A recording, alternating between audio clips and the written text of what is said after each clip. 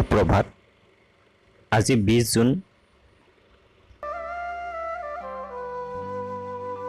কলাগুৰু বিষ্ণুপ্ৰসাদ ৰাভাদেৱৰ মৃত্যুদিন। অসমৰ দাপোন স্বৰূপ এইজনা ব্যক্তিৰ এই মৃত্যু বাৰ্ষিকী তিথিত তেওঁলৈ যাচিছোঁ প্ৰণাম আৰু শ্ৰদ্ধা। আৰু এই জীৱন পৰিক্ৰমা তেওঁৰ এক কৃষ্টি সংস্কৃতি কলাৰ সাধক,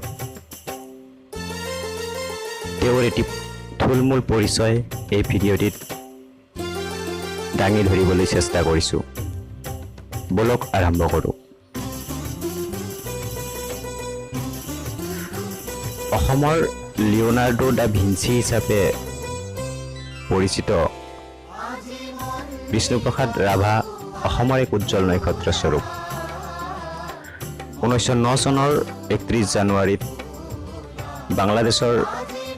বাংলাদেশৰ ঢাকাত জন্মগ্ৰহণ কৰা ৰাভাদেৱৰ পিতৃৰ নাম আছিল গোপাল চন্দ্ৰ ৰাভা আৰু মাতৃ গেঠি ৰাভা।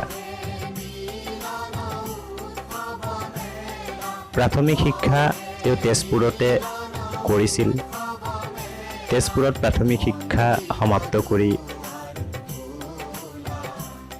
ঢাকা আৰু কলিকতাত উচ্চ শিক্ষা গ্ৰহণ কৰিছিল। কলিকতাত থকা সময়তে অৰ্থাৎ উচ্চ শিক্ষা গ্ৰহণৰ অৰ্থে যেতিয়া কলিকতালৈ গৈছিল, সেই সময়তে তেওঁ মহাত্মা গান্ধীৰ আদৰ্শৰ দ্বাৰা অনুপ্ৰাণিত হৈছিল।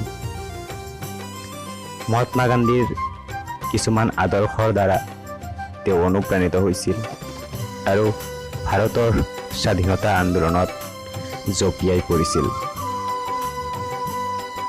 কিন্তু স্বাধীনতা আন্দোলনৰ প্ৰতি তেখেতৰ যিটো চিন্তাধাৰা আছিল, সেই চিন্তাধাৰা অকল ভাৰতখন স্বাধীন কৰাই, ইংৰাজৰ পৰা ব্ৰিটিছৰ পৰা স্বাধীন কৰাই নহয়, তেখেতৰ চিন্তাধাৰাত সোমাই আছিল শোষণৰ বিৰুদ্ধে স্বাধীনতা, শাসনৰ বিৰুদ্ধে স্বাধীনতা, নিপীড়িত লোকসকলৰ বাবে স্বাধীনতা। তেখেতে নিজে কৈছিল, হাল যাৰ মাটি তাৰ, অৰ্থাৎ যোনে খেতি কৰিব তেওঁহে মাটিৰ ভোগ কৰিব পাৰিব। স্বাধীনতা আন্দোলনৰ লগে লগে সাহিত্য চৰ্চাত আছিল তেখেতৰ এক অনবদ্য অৱদান। তেওঁৰ ৰচিত কিতাপবোৰ যেনে অসমীয়া কৃষ্টিৰ চমু আৱাস, মুক্তি দেউল আদি কিতাপবোৰত সমাজবাদৰ ধাৰণা প্ৰতিফলিত হয়। লাহে লাহে তেওঁ শংকৰদেৱ মাধৱদেৱৰ সান্নিধ্যলৈ আহে আৰু গুৰু দুজনাৰ সান্নিধ্যলৈ অহাৰ পিছত তেওঁ বহুতো বৰগীতো গাইছিল। তেওঁ অসমৰ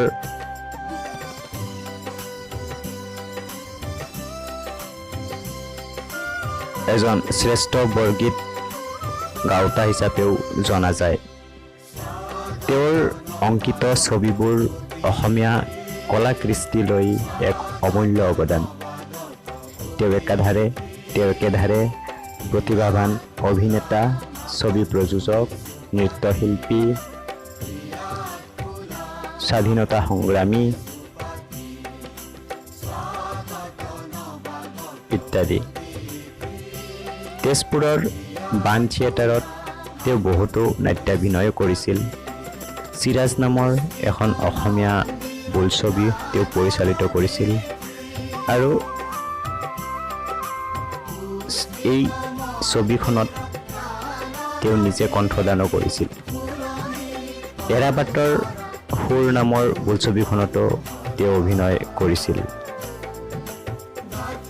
বাৰাণসীত অনুষ্ঠিত এক অনুষ্ঠানত তেওঁ শিৱৰ তাণ্ডৱ নৃত্য প্ৰদৰ্শন কৰিছিল আৰু তেওঁৰ এই নৃত্যত মুগ্ধ হৈ তেতিয়াৰ বাৰাণসী হিন্দু বিশ্ববিদ্যালয়ৰ উপাচাৰ্য ডক্টৰ সৰ্বপল্লী ৰাধাকৃষ্ণন দেৱে তেওঁক কলাগুৰু উপাধি প্ৰদান কৰিছিল।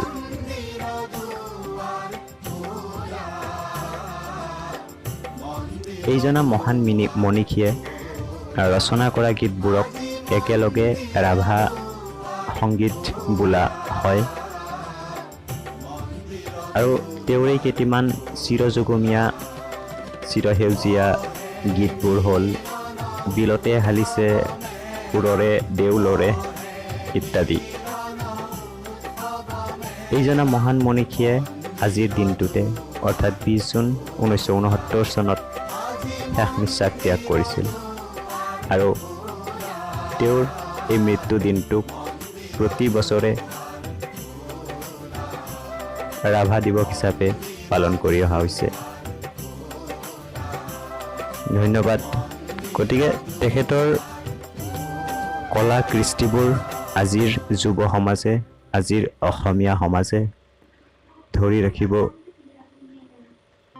জানিলেহে তেখেতৰ যি কষ্ট, তেখেতৰ যি চেষ্টা, সেইখিনি সাৰ্থক হ'ব বুলি মোৰ ধাৰণা। আশা কৰিছোঁ ভিডিঅ'টি আপোনালোকৰ ভাল লাগিছে। যদি ভাল লাগিছে লাইক কৰিব। Thank you very much.